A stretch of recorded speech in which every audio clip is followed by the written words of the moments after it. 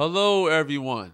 This is Arthur Robinson Jr. I am the creator of PowerfulInterviews.com. I'm going to welcome you to this video. In this exclusive interview that I'm going to reveal to you, you're going to hear from a great friend of mine. His name is Arnold Goldstein, and he is the asset protection attorney. So right about now, go get your pen and your pad and write down some notes. What you're going to hear in this brief interview, you're going to hear about asset protection. You're going to hear about what's the difference between asset protection and business asset protection. What's the difference between LLCs, S corporations, C corporations, sole proprietorships, and much, much more.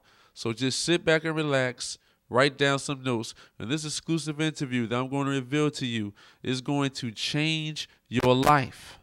So check it out. Good morning, everyone. This is Arthur Robinson Jr., and today I have another special treat just for you. Today I'm going to be interviewing a great friend of mine, and he is an asset protection attorney. His name is Arnold Goldstein.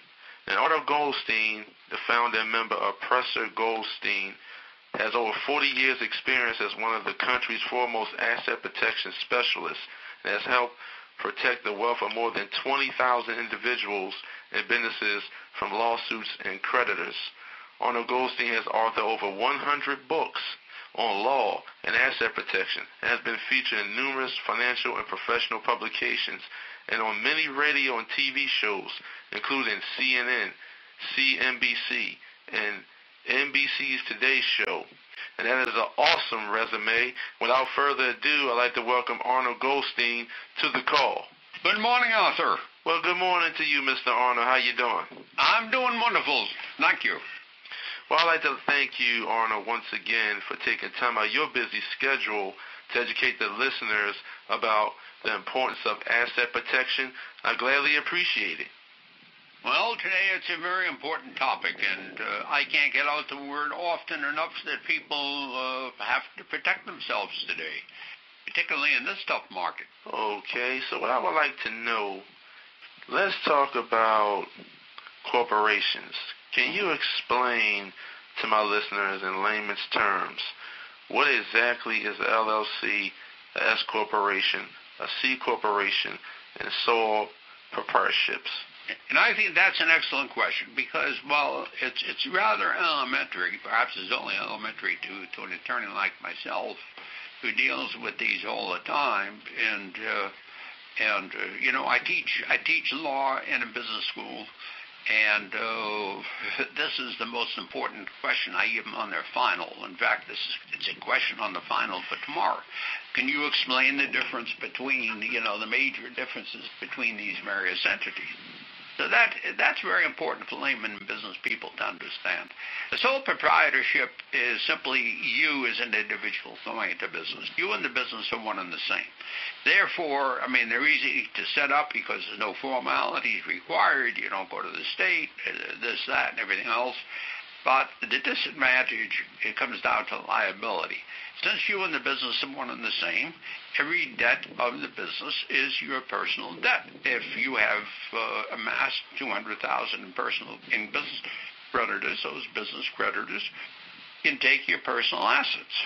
To me, that immediately knocks out the sole proprietorship as an intelligent way to go into business. It's a stupid way to go into business. Why would you risk your personal assets and your personal credit rating, etc., on your business success? When for a couple of $100 you can incorporate or set up an LLC that would immunize you personally from the business debts. Now that's just, again, common sense. There are other features of each, but it comes down to liability protection. And so the sole proprietorship gives you no protection, which means that for your listeners, two-thirds of which statistically are probably operating as limited partnerships. Strike that, as sole proprietorships. I don't care how small their business or how safe they think their business is. I don't care if they're running a business out of their den or their bedroom. I don't care. You never know how you're going to incur liability for your business.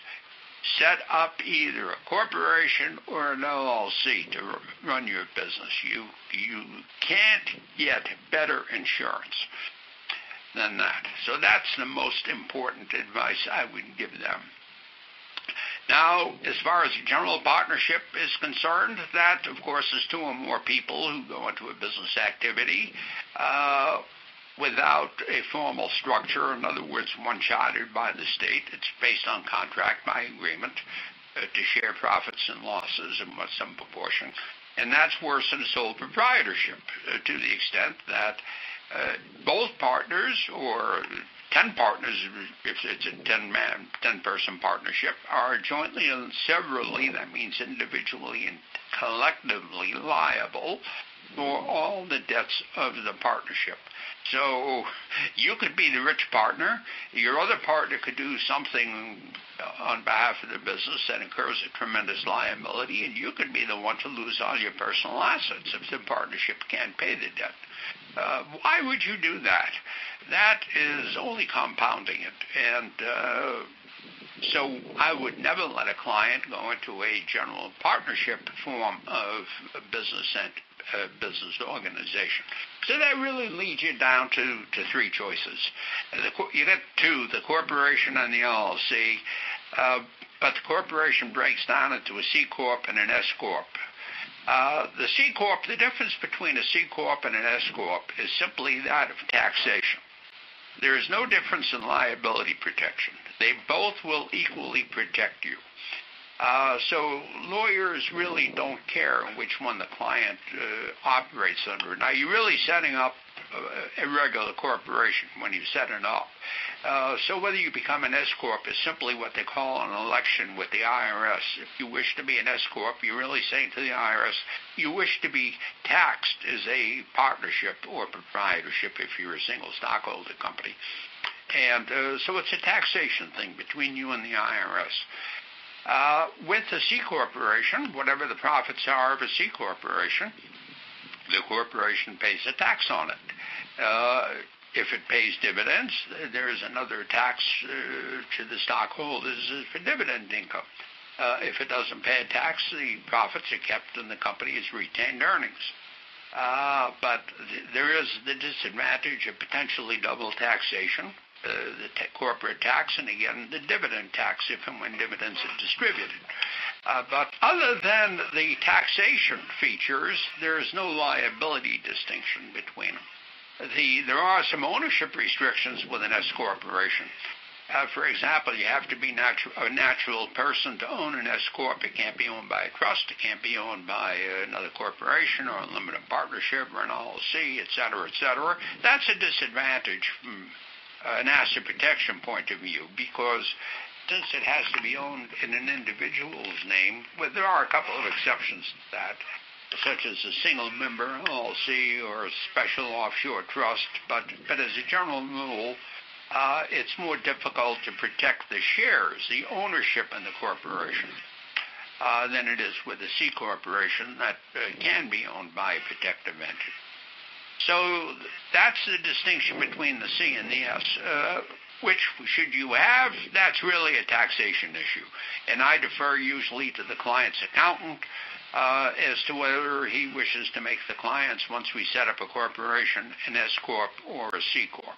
We may try to do different things to protect the shares in one case than the other.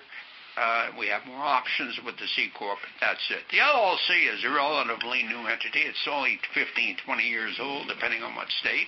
And in that the LLC is an attempt to merge the best features of all these different entities. The corporation, particularly the features of the corporation with the corporation, whether it's an S or a C, with the limited partnership. Now,